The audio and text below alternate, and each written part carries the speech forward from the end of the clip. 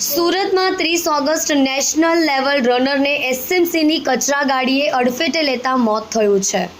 પનાસ વિસ્તારમાં મનપાના કચરાના ટેમ્પો ચાલકે 19 વર્ષીય નેશનલ લેવલ રનર વિધિ કદમને ટક્કર મારતા ઘટના સ્થળે જ તેનું મોત નીપજ્યું છે। મોપેડ ઉપર જીમ જઈ રહી હતી તે સમયે અકસ્માત થયો છે।